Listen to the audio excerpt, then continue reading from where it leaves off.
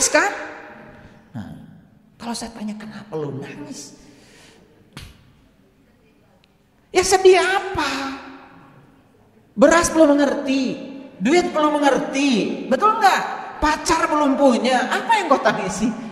Itu saja belum kalian tanya. Ini kalian menyaksikan kelahiran manusia ke dunia udah berkali-kali, dan semua kelahiran menangis. Kalian nggak pernah nanya. Saya itu nanya. Waktu anak saya lahir nangis, ya, karena saya menyaksikan 3 anak saya saksikan itu brojolnya. Nangis semua. Dan di situ saya nanya kenapa nangis? Apa masalahnya? Karena saya bertanya maka semesta kasih jawaban. Itu tangisan seorang anak karena keterpisahan. Waktu di rahim ibu itu penuh dan saat itu menyaksikan yang indah. Dan pada saat ini bolong karena ketuban sudah tidak menutup lagi. Saat itulah dia mulai mengalami keterpisahan. Dalam riset neuroscience, manusia mulai melupakan Tuhan di hari ke-8 dari kelahirannya. Geus hari kasabaraha ayeuna. Dan kalau itu tidak dibayar di kehidupan ini, kamu mati dalam keadaan punya utang. Makanya harus dibayar. Diutusnya para nabi, para rasul untuk mengajarkan bagaimana cara bayar utang. Makanya Allah bilang di Quran, Inna fatahna laka fatham mubina liyaghfir lakallah ma taqaddama min dambika wa ma ta'akhkhar. Barang siapa yang mengalami keterbukaan mata kolbunya di dunia sekarang ini, maka Allah bilang, aku bebaskan dia dari dosa yang lalu dan dosa yang akan datang. Dosa mana? Dosa gak tahu Tuhan. Karena dosa kan cuma satu tadi. Makanya jangan sembarangan kalau ngaji. Saya heran ya, banyak orang bilang pedoman hidupnya Quran, tapi nggak ada Qurannya. Semua persepsi pribadi saja terhadap agama. Ketika ditanya dasarnya yang mana nggak jelas juga. Ya, bahasa Inggrisnya huruf up, arab up.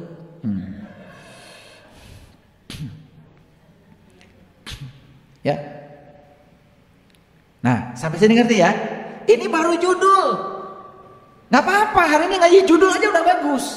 Nah, kenapa muncul judul kelahiran adalah kematian yang dimulai? Jadi sebetulnya Lao Tzu saat lahir ke dunia ini, ya, begitu lahir dia sudah langsung mati lagi. Tetapi bukan mati dalam pengertian mati, hanya mati egonya. Karena saat itu kecerdasan semesta tanpa batasnya tidak berubah. Makanya beliau lahir dalam keadaan memiliki intelijensia tertinggi. Bukan intelektual. Kalau intelektualitas itu hasil sekolah. Kalau intelijensia itu kesadaran. Nah pertanyaannya kenapa beliau punya kesadaran seperti itu? Bahkan saya supaya tidak alergi, saya membaca seorang yang sangat luar biasa, saya kagumi buku-bukunya. Dan ternyata orang ini begitu lahir ke dunia itu gak makan, gak minum, gak nyusu.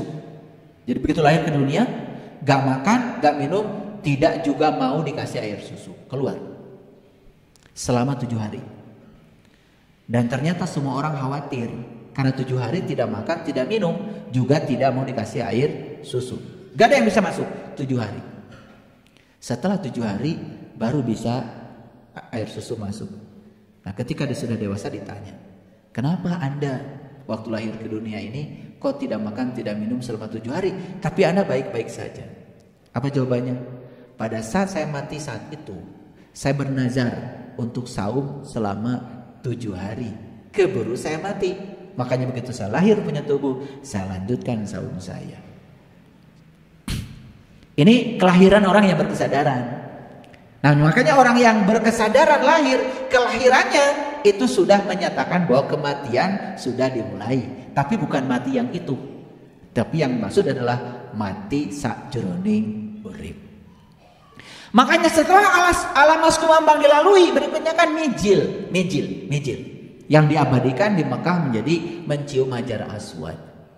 Makanya figurannya Hajar Aswad persis seperti rahimnya seorang ibu.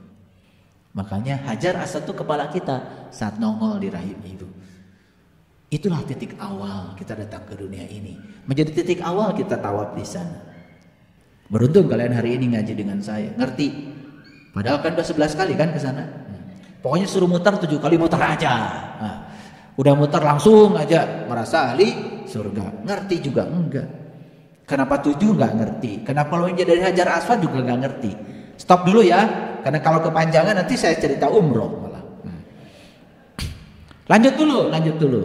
Setelah mijil kemudian masuklah fase namanya sinom. Masa lucu-lucunya. Kalian dulu lucu. Dulu. Kalian sekarang gak ada lucu-lucunya. PK sebelum. Makanya setelah sinom berikutnya kinanti, asmarandana, gambuh, dandanggula, durma, pangkur, magatru. Puncaknya adalah pucung, pocong. Nah itulah yang disebut dengan kematian. Jadi ketika pocong sudah kematian berarti tubuh ditinggalkan lagi itu oleh ruh. Nah ruh kemana? Ruh tidak mati. Hati-hati. Ruh tidak mati. Jadi mati itu cuma berpisah aja tubuh dengan ruh. Karena tubuh ini sudah tidak layak pakai, dikembalikan ke tanah. Didaur ulang oleh tanah. Dilebur oleh tanah. Jadi kangkung, jadi singkong, jadi pisang. Dimakan lagi oleh seseorang. Kawin. Bertemu lagi. Jadi tubuh baru lagi. Ditiupkan lagi. Terus saja begitu. Masuk akal? Makanya jangan khawatir mau mati di pesawat, mau mati kerendam di laut, nggak usah khawatir, nggak usah dicari. Loba gawe, kan sama-sama ke bumi. Gimana kalau saya mati di laut, nggak di darat? Apa masalahnya lo? Masalah bagi lo kan gitu harusnya tanya. Mati di laut ya nggak apa-apa, ntar juga kamu dimakan ikan tongkol.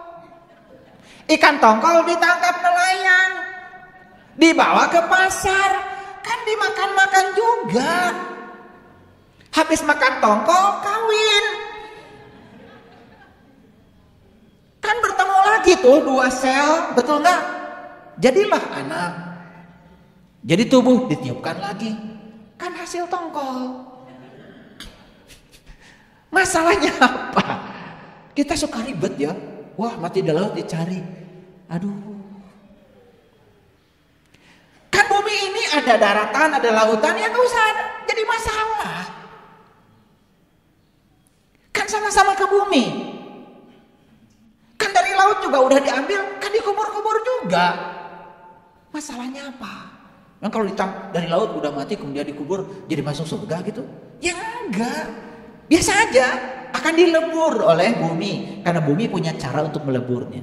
Jadi saya kasih tahu di tubuh kalian itu sekarang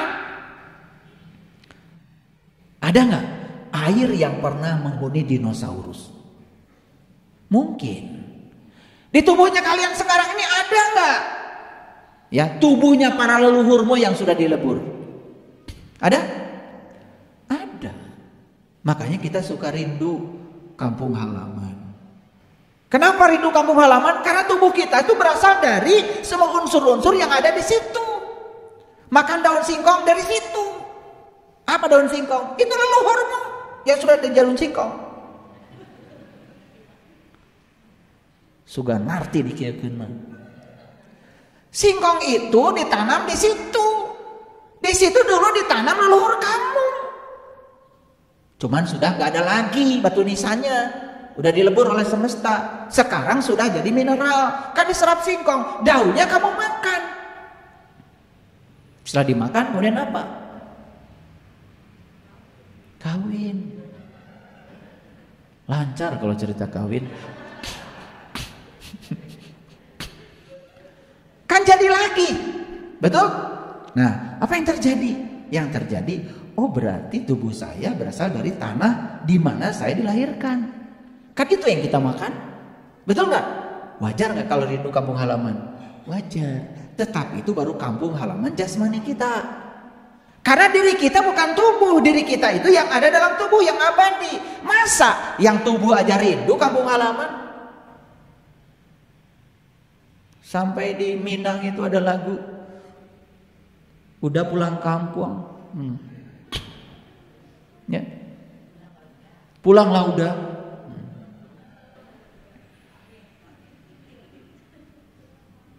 Ya.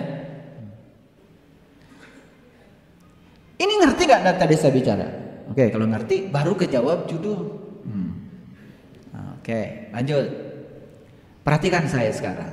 Jadi kelahiran adalah kematian yang dimulai. Bagi siapa? Bagi orang yang sudah berkesadaran. Lahir sadar, hidup sadar, mati sadar. Nah, kita tuh sekarang sedang belajar gimana caranya. Kalaupun kita nanti terlahir lagi ke sini, lahirnya itu sadar. Hidupnya sadar, maka matinya sadar. Itu yang disebut dengan kita sudah manunggal.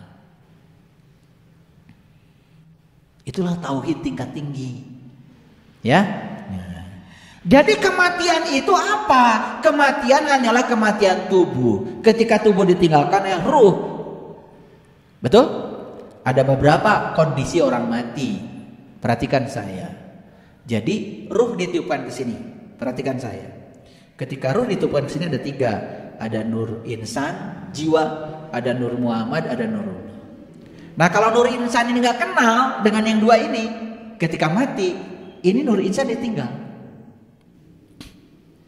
Di sini. Itu yang sementara dengan mati dalam keadaan tersesat. Karena pembimbingnya pergi. Nah, kenapa Nurullah dan Nur Muhammad meninggalkan Nur Insan? Karena saat itu Nur Insan gak mau kenal. Disitulah perlu seorang guru yang bisa membimbing kita untuk mengalami syahadat suci. Sehingga Nur Insan itu bisa asyhadu an la ilaha illallah wa asyhadu anna Muhammadar Rasulullah secara pengalaman, bukan dari kata-kata. Nah, kalau Nur Insan sudah bersaksi pada Nur dan Nur Muhammad, maka saat mati ini beleng aja, sehingga tubuhnya kosong. Nah, lihat saya, ketika Nur Insan gak kenal Nur dan Nur Muhammad, maka Nur Insan ditinggal di sini. Nah, ketika ditinggal di sini, itu yang disebut dengan alam kegelapan. Nah, ini nanti dikubur dulu. Nah, itu yang disebut dengan kegelapan dalam kuburan. Nah, Nur Insan ini baru bisa lepas dari tubuh ketika tubuh sudah benar-benar hancur. Menunggu masa yang lama. Nah, nanti Nur Insan ini ketika sudah masuk ke ruang kehidupan ini, tetap akan ditangkap lagi oleh Nur dan Nur Muhammad untuk masuk lagi ke tubuh baru. Dan di situ dibimbing lagi. Sampai akhirnya suatu saat Nur Insan ini akan kembali kepada fitrahnya untuk memanunggal dengan alam asalnya. Kembali ke asal. Itu namanya innalillahi wa inna ilaihi rajiun. Tidak sesederhana itu, paham ya? Paham sampai sini? Oke. Jadi, inginkah para sahabat di kelahiran yang akan datang, kalaupun harus lahir kembali, kita mati, ya, kematian dimulai seperti yang diceritakan oleh saya tadi tentang Lao Tse, tentang Jala Sutra, orang-orang yang berkesadaran. Saya mengambil contoh itu karena mohon maaf, saya tidak punya referensi yang lain. Ya, saya tidak punya referensi yang lain. Saya membahas itu karena itu yang saya punya referensinya. Karena saya pernah belajar kitabnya. Bahkan saya hafal kitab To Teaching. Hafal ya. Jadi kitab To Teaching itu cerita tentang sat pertama, sat kedua, sat ketiga. Itu sama dengan martabat alam 7 kalau di ajaran leluhur kita. Nanti suatu saat saya bahas. Suatu saat, jangan sekarang, gak cukup waktunya. Jadi kematian harusnya meningkatkan kesadaran. Oke? Karena kematian adalah puncaknya kehidupan. Jadi mati itu kenapa kita jadi sedih? Nah, kesedihan itu sebetulnya karena pakai karena kita nggak ngerti kalau kematian itu puncaknya kehidupan. Bahkan ketika ibu kita, ayah kita sudah repot, banyak penyakit, kemudian mati, bukankah mati itu hadiah? Dibebaskan beliau dari segala rasa sakit. Nah, kenapa jadi menangis? Ini yang tidak dimengerti. Bahkan ketika saya tidak menangis, malah menganggap saya ini tidak berperasaan. Jadi saya tuh harus menangis gitu. Kalau saya sudah mengerti begini, kita itu ketika orang lain tidak seperti kebanyakan orang walaupun benar, kan dianggap salah. Betul? Oke, kematian adalah kenikmatan rasa mati selagi hidup yang panjang, bahkan memasuki keabadian. Ngerti? Nah, lihat saya kalimat ini agak berat nih. Kematian adalah kenikmatan rasa mati selagi hidup yang panjang, bahkan memasuki keabadian. Gini. Ini yang sudah belajar tentang mati sajroning urip sekarang. Kan kalian merasakan kenikmatan luar biasa. Walaupun hanya beberapa detik saja, menyaksikan alam yang sangat indah luar biasa dalam diri, bukan? Kan suka pengen lama, betul? Nah, sabar, karena sekarang gak bisa lama, karena kita masih bolak-balik antara kanan dan kiri, antara akhirat dan dunia. Nanti kalau sudah mati beneran, kanan terus. Maka itu yang di Quran disebut golongan kanan. Fa ashabul maimanati ma ashabul maimanah, itu golongan kanan itu. Memasuki keabadian. Nah, itu hanya berlaku untuk orang yang di dalam kehidupan sekarang sudah belajar mati selagi hidup. Artinya meneruskan perjalanan ketika di rahim ibu. Lihat saya, di rahim kita mati. Saat kita lahir, kita juga terus mengalami pengalaman persis seperti saat di rahim ibu. Paham ya? Paham ya? Gitu. Tapi kita juga bersyukur walaupun terlambat. Baru di usia tertentu kita mengalami kembali pengalaman seperti di rahim ibu. Jadi bedanya apa kalian dengan Lao Tse? Lao Tse mah ti lahir keneh, sadarna teh. Kalian mah ada yang baru 60, 70, ya 80, gak apa-apa, segitu juga mengalami. Itulah pentingnya mengalami itu, ya betul. Sekarang ngerti? Bersyukur dapat itu. Makanya kata Nabi, tidak ada ilmu setelah ilmu ma'rifat kecuali kesesatan. Ya, baik. Sekarang lihat saya semua.